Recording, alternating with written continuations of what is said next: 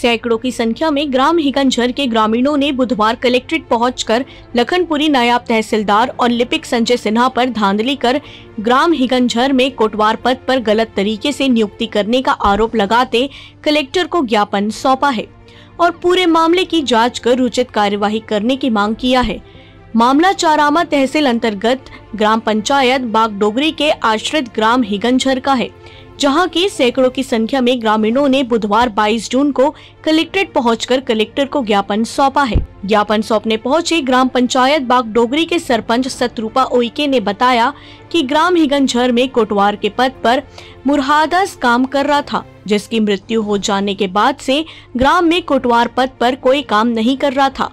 ग्राम में एक सभा बुलाया गया। बैठक में पूर्व कोटवार के परिवार वालों से ग्राम सभा के बीच में कोटवारी करने के विषय में पूछा गया, जहां पूर्व कोटवार के परिवार वालों ने कोटवारी करने से मना कर दिया, जिसके बाद ग्राम में और एक सभा बुलाकर गांव के ही एक व्यक्ति कांसीराम कोर्रम को ग्राम सभा में सर्वसहमति से कोटवार पद के लिए प्रस्ताव पारित कर नियुक्ति किया गया और शासन प्रशासन में कागजी कार्यवाही करने के लिए तहसील कार्यालय लखनपुरी में प्रेषित किया गया। परंतु नायब तहसीलदार चारामा चंद्र कुमार सिन्हा एवं उनके लिपिक संजय सिन्हा ने कोटवार पद पर धांधली कर ग्राम सभा के अनुमोदन को खारिज करते हुए रूपोतिन कोमरा, जो कि महिला है, उनको नियुक्ति किया है। नायब तहसीलदार के इस फैसले से सभी ग्रामवासी संतुष्ट नहीं है और कलेक्टर को ज्ञापन सौंप जांच कर उचित कार्यवाही करने की मांग किया है। ग्रामीणों का कहना है कि समस्या पर जांच कर उचित कार्यवाही नहीं किया गया तो हम सभी ग्रामवासी उग्र आंदोलन करने के लिए बाध्य होंगे, जिसका जिम्मेदार शासन प्रशासन होगा। पखानजूर से विप्लव कुंडू की रिपोर्ट। मेरा नाम है श्रीमती सतरूपा उइके जी। आज जो है कलेक्ट्रेट आए हैं, क्या समस्या है, क्या मांग को लेकर कलेक्ट्रेट आए हैं? हमारे गांव में कोटवार नियुक्ति के संबंध में वो इश्तिहार निकला था। उसमें 2 लोग इश्तिहार में अपना वैकेंसी डाले थे। श्री काशीराम कोराम और श्रीमती रूपोतिन बाई कोमरा। रूपोतिन बाई कोमरा जो है वो भूतपूर्व जो कोटवार थी उसकी बहू है और ये काशीराम कोराम है जो इनके दादा परदादा से कोटवारी करते आ रहे हैं।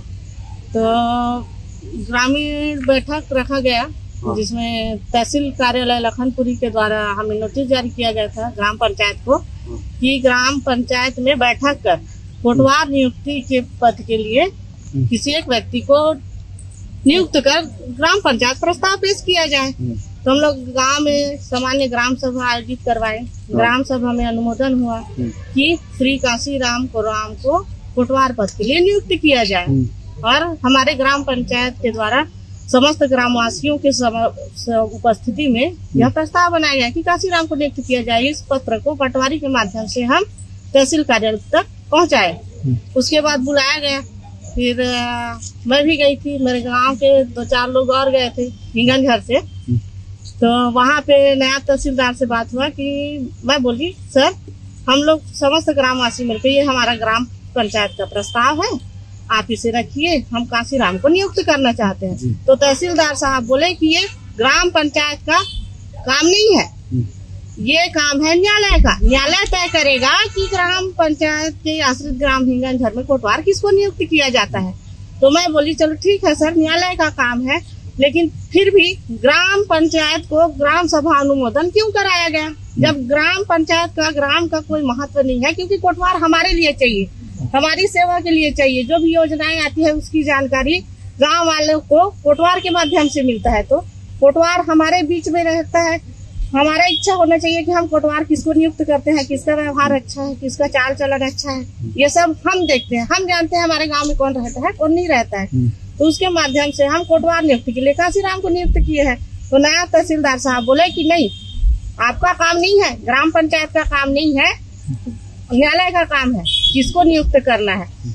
और हम अपनी तरफ से काशीराम का जितना भी डॉक्यूमेंट था सब जमा करवा। उसके बाद वहाँ पर नायब तहसीलदार इसको नियुक्त किए हैं। उसके बाद देखिए मान्य पेशी बुलाया गया, 2 गवाह बुलाए गए, दोनों तरफ से गए, काशीराम की तरफ से भी गए, रूपोतिन की तरफ से भी गए, और हम अपनी तरफ से काशीराम का जितना भी डॉक्यूमेंट था सब जमा करवा। उसके बाद वहाँ पर नायब तहसीलदार इसको नियुक्त किए हैं। उसके बाद देखिए मान्य पेशी बुलाया गया, 2 गवाह बुलाए गए, दोनों तरफ से गए, काशीराम की तरफ से भी गए, रुपोतिन की तरफ से भी गए। उसके बाद ग्राम पूरा मतलब जितना भी दस्तावेज था सब काशीराम की तरफ से था। रुपोतिन बाई का कुछ भी नहीं था। एकमात्र था कि उनका ससुर पिछले कार्यकाल में वो कोटवार करता था, वही है बस, उसका कुछ नहीं है। इसके बावजूद भी रुपोतिन बाई को नियुक्त कर दिया गया। इससे पूरे गांव वाले असंतुष्ट है।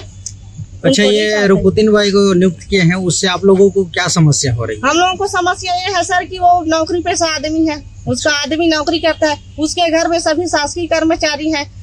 इसके बावजूद भी हम उनको रखने के लिए तैयार थे। सबसे पहले नियुक्त उसी को किया गया था। ग्राम सभा प्रस्ताव भी किया गया था, ग्राम सभा अनुमोदन करवाया गया। ग्राम सभा बैठक हम लोग गोदी गठन मनरेगा का जो काम चल रहा था वहाँ पे करवाया। ऐसे लोग इकट्ठा नहीं होते कोटवार नियुक्ति के लिए। देखिए जितने भी मिट्टी फेंकने के लिए मजदूर जाते थे उनको पूरा इकट्ठा किए एक जगह। अच्छा, उस जो बैठक में उसके बाद क्या निर्णय लिया गया? उसके बाद रुपोतिन बाई का जो देवर है टिकेश्वर, उनको नियुक्त किया गया था कि तुम करोगे। हाँ, वो अपने स्वेच्छा से बोला कि मैं करूंगा। अच्छा। उसके बाद में बोलता है कि मैं नहीं कर पाऊंगा, मेरे से नहीं होगा, तो अब नहीं करूंगा बोल रहा है, तो उसमें कोई दवाई नहीं है। उसके बाद हम लोग काशीराम को नियुक्त किए, फिर से बैठक करवाना पड़ा हमको भाई।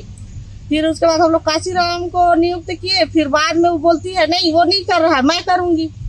तो उसको नहीं दे सकते क्योंकि वो नौकरी पेशा आदमी है, उसके घर में सभी शासकीय कर्मचारी है, एक बेरोजगार बैठे हैं। अगर हम उनको कोटवार रखना चाहते हैं तो क्या गलती है सर? अच्छा, यहाँ आप लोग आए हैं कलेक्ट्रेट में, क्या मांग करते हैं कलेक्टर साहब से? हम कलेक्टर साहब से यही अपील करना चाहते हैं, हम सब की तरफ से अर्जी है कि रुपोतिन बाई को जो कोटवार पद के लिए नियुक्त किया गया है उसको खारिज कर काशीराम को कोटवार पद के लिए नियुक्त किया जाए। हमारी जनता यही चाहती है, मेरे ग्रामवासी सभी यहाँ मौजूद है। हम सब यही गुहार लेके कलेक्टर साहब के पास आए हैं, वो कृपया करके हमारा निवेदन स्वीकार करें और काशीराम को कोटवार पद के लिए नियुक्त करें। अच्छा, आज कलेक्टेड आए हैं, क्या समस्या है तो क्या परेशानी, कहाँ पर कलेक्टेड आए बताओ। हम लोग आए हैं तो कोटवार नियुक्ति के संबंध में है। हाँ। और जिसको हम कोटवार नियुक्ति करना चाहते हैं उसके पक्ष में अन्याय हो रहा है। मतलब हम गाँव वालों के बीच में नहीं हो रहा है, इसलिए हम लोग सबको ही गाँव वाले आए हैं। कैसा अन्याय हो रहा है? क्योंकि जिसके संबंध में हमने सारी डाटा पेश किए हैं उसको अनदेखी करके तहसीलदार है तो अपने मर्जी से उनको फैसला दे दिया है और नियुक्ति ऑर्डर कर दिया। क्या मनमानी कर रहे हैं तहसीलदार? जी, मनमानी कर रहा है सर। कौन है तहसीलदार, क्या नाम है उनका? चंद्र कुमार सिन्हा। कहाँ के हैं वो तहसीलदार? अब उसका ग्राम मालूम नहीं है, लेकिन लखनपुरी में है, तहसील है, नायब तहसीलदार। नायब तहसीलदार। क्या चाह रहे हैं अभी आप? तो हम लोग यही चाह रहे हैं कि हमारे ग्राम पंचायत जिसने अनुमोदन करके दिया है उसके अनुसार में काशीराम कोटवार को ही नियुक्ति करने का हम सबका मंशा है और उसी को करना चाहते हैं। क्योंकि पूर्व से ही हमारा काम करते आ रहा है, अभी बहुत दिनों से, कम से कम 3-4 माह से, और संतोषजनक काम कर रहा है, इसलिए हम कर रहे हैं। और वो जो रुपोतिन बाई है वो कार्य करने में सक्षम नहीं है, अब इसलिए तो हम नहीं चाहते हैं।